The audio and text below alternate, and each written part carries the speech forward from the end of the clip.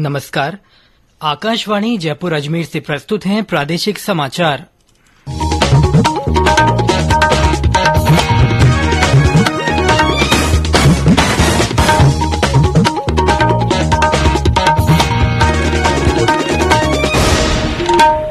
मुख्य समाचार।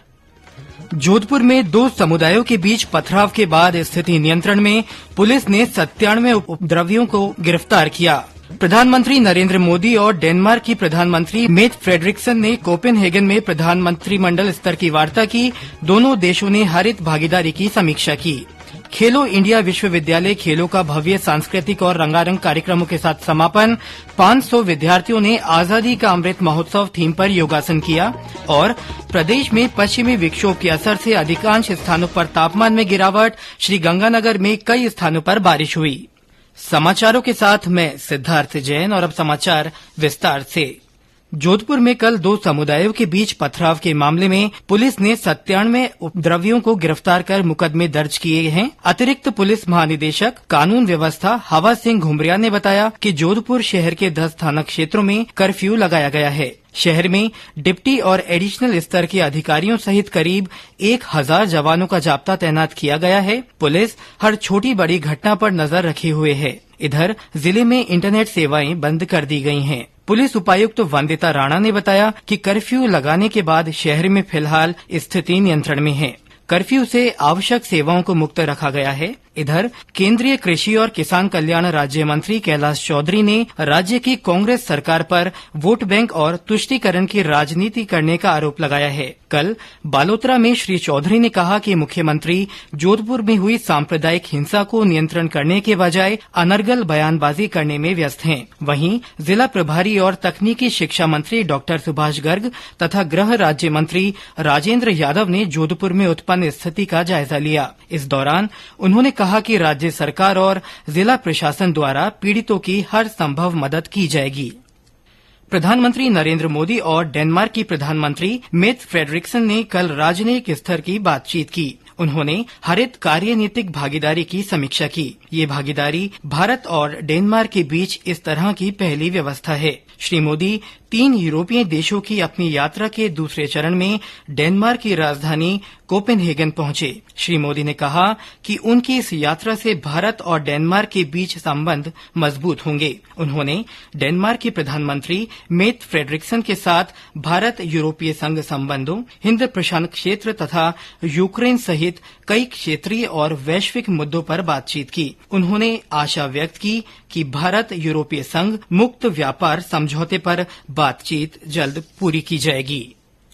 हमने भारत ईयू रिश्तों, इंडो पैसिफिक और यूक्रेन सहित कई क्षेत्रीय तथा वैश्विक मुद्दों पर भी बातचीत की। हम आशा करते हैं कि India EU free trade agreement, उस पर नेगोशिएशंस यथाशीघ्र संपन्न होंगे। हमने एक फ्री, ओपन, इंक्लूसिव और रूल बेस्ड इंडो पैसिफिक क्षेत्रों को सुनिश्चित करने पर जोर दिया। हमने यूक्रेन में तत्काल युद्ध विराम और समस्या के समाधान के लिए बातचीत और कूटनीति का रास्ता अपनाने की अपील की। इससे पहले दोनों देशों के बीच विभिन्न क्षेत्रों में कई समझौतों पर हस्ताक्षर किए गए। इनमें जल संसाधन क्षेत्र में सहयोग और उत्कृष्टता केंद्र तथा भारत में स्मार्ट प्रयोगशालाओं से संबंधित आशय पत्र शामिल हैं। प्रधानमंत्री नरेंद्र मोदी अपनी यात्रा के अंतिम चरण में कुछ समय के लिए फ्रांस की राजधानी पेरिस में रुकेंगे और राष्ट्रपति इमैनुअल मैक्रों से मुलाकात करेंगे। मुख्यमंत्री अशोक गहलोत आज उदयपुर प्रवास पर रहेंगे। मुख्यमंत्री सुबह विशेष विमान से उदयपुर पहुंचेंगे। वे यहां स्थानीय कार्यक्रम में भाग लेंगे। मुख्यमंत्री गहलोत कल सुबह जयपुर लौटेंगे। इस दौरान कैबिनेट मंत्री, पूर्व केंद्रीय मंत्री और अन्य लोग भी मौजूद रहेंगे। इससे पहले कल जनजातीय मंत्री अर्जुन सिंह बामनिया ने बेणेश्वर धाम पर 16 मई को कांग्रेस की राष्ट्रीय अध्यक्ष सोनिया गांधी और मुख्यमंत्री अशोक गहलोत के प्रस्तावित दौरे को लेकर कार्यक्रम स्थल का जायजा लिया और अधिकारियों को आवश्यक निर्देश दिए। प्रदेश में कल कोरोना संक्रमण के 44 नए मामले सामने आए, जबकि 31 मरीज ठीक हुए। सक्रिय मामलों की संख्या बढ़कर 444 हो गई है। स्वास्थ्य विभाग के अनुसार कल सबसे ज्यादा 34 मामले जयपुर जिले में मिले। इसके अलावा धौलपुर में 4, नागौर में 2 तथा कोटा, दौसा, बीकानेर और अलवर में एक एक व्यक्ति में संक्रमण की पुष्टि हुई। ये समाचार आकाशवाणी जयपुर अजमेर से प्रसारित किए जा रहे हैं। इन समाचारों को आप हमारी वेबसाइट newsonair.gov.in पर राजस्थानी में भी पढ़ सकते हैं। समाचारों के ऑडियो बुलेटिन भी वेबसाइट पर उपलब्ध हैं। वेबसाइट पर सोशल मीडिया अकाउंट के माध्यम से ताज़ा जानकारी प्राप्त कर सकते हैं। समाचार अभी और भी हैं, उससे पहले ये संदेश। कंपटीशन की अगर आप कर रहे हैं तैयारी, तो उनके लिए ऑल इंडिया रेडियो पर हम लाए हैं अभ्यास, एक ऐसा कार्यक्रम जिसमें आप पूछेंगे सवाल व्हाट्सएप नंबर 9289094044 पर, या फिर ईमेल करेंगे abhyas.airnews@gmail.com पर, और हमारे विशेषज्ञ देंगे इसका जवाब। आपका अभ्यास हमारा प्रयास। समाचारों में आपका फिर से स्वागत है। खेलो इंडिया विश्वविद्यालय खेलों का कल भव्य सांस्कृतिक और रंगारंग कार्यक्रमों के साथ समापन हो गया। समारोह में 500 विद्यार्थियों ने आजादी का अमृत महोत्सव थीम के अंतर्गत योगासन प्रस्तुत किया। 10 दिन के इस आयोजन में देश के 208 विश्वविद्यालयों के 3,900 खिलाड़ियों ने 20 स्पर्धाओं में हिस्सा लिया। समापन समारोह में गृह मंत्री अमित शाह ने सभी खिलाड़ियों को इन खेलों में हिस्सा लेने के लिए बधाई दी। खेल मंत्री अनुराग ठाकुर ने कहा कि विश्वविद्यालय खेलों का आयोजन विश्व स्तर का किया गया। भारतीय जीवन बीमा निगम LIC का प्रारंभिक सार्वजनिक निगम IPO आज से 9 मई तक आम जनता के लिए उपलब्ध होगा। LIC IPO 17 मई को शेयर बाजारों में सूचीबद्ध किया जाएगा। देश की सबसे बड़ी जीवन बीमा कंपनी का प्राइस बैंड 902 रुपए से लेकर 949 रुपए प्रति शेयर निर्धारित किया गया है। LIC ने खुदरा निवेशकों और पात्र कर्मचारी श्रेणी को 45 रुपए प्रति शेयर की छूट दी है। करौली में बैंक ऑफ बड़ौदा की ओर से आज किसान भागीदारी प्राथमिकता हमारी महोत्सव का आयोजन किया जा रहा है। इसमें आसपास की बैंक की 10 शाखाओं के प्रमुख और किसान भाग ले रहे हैं। कार्यक्रम में किसानों के लिए विभिन्न आयोजनों के तहत ऋण वितरित किए जाएंगे। करौली जिले के कैला देवी वन्यजीव अभयारण्य क्षेत्र में विस्थापन योजना के तहत राज्य सरकार ने 29 करोड़ रुपए की राशि जारी की है। ये राशि विस्थापितों को दी गई है। लोगों के विस्थापन की प्रक्रिया पूरी होने के बाद यहां बाघों का ठहराव हो सकेगा।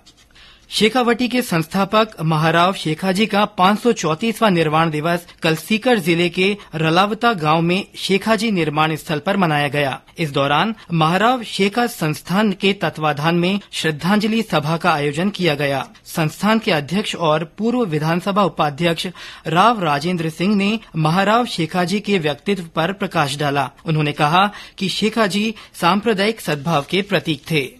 और अब मौसम। प्रदेश में पश्चिमी विक्षोभ के असर से अधिकांश स्थानों पर तापमान में गिरावट दर्ज की गई है। इससे लोगों को तेज गर्मी और लू से थोड़ी राहत मिली है। पिछले 24 घंटों में सबसे ज्यादा तापमान 43.1 डिग्री सेल्सियस करौली में रिकॉर्ड किया गया। श्रीगंगानगर से हमारे संवाददाता ने बताया कि जिले में देर रात मौसम में आए बदलाव के बाद पदमपुर और विजयनगर सहित कई स्थानों पर आंधी के बाद बारिश हुई। इससे लोगों को गर्मी से राहत मिली। जिला मुख्यालय पर आज सुबह भी बूंदाबांदी का दौर जारी रहा। मौसम विभाग के अनुसार आज श्रीगंगानगर, हनुमानगढ़ और चूरू जिलों में तेज हवाओं के साथ कहीं कहीं हल्की बारिश होने की संभावना है। वहीं बीकानेर, भरतपुर, धौलपुर, बारां, झुंझुनू और सीकर में कहीं कहीं तेज हवाएं चल सकती हैं। और अंत में मुख्य समाचार एक बार फिर। जोधपुर में 2 समुदायों के बीच पथराव के बाद स्थिति नियंत्रण में है। पुलिस ने 97 उपद्रवियों को गिरफ्तार किया है। प्रधानमंत्री नरेंद्र मोदी और डेनमार्क की प्रधानमंत्री मेट फ्रेडरिक्सन ने कोपेनहेगन में प्रतिनिधिमंडल स्तर की वार्ता की। दोनों देशों ने हरित भागीदारी की समीक्षा की। खेलो इंडिया विश्वविद्यालय खेलों का भव्य सांस्कृतिक और रंगारंग कार्यक्रमों के साथ समापन हुआ। 500 विद्यार्थियों ने आजादी का अमृत महोत्सव थीम पर योगासन किया।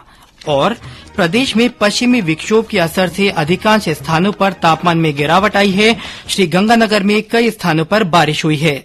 इसी के साथ प्रादेशिक समाचार बुलेटिन समाप्त हुआ। नमस्कार।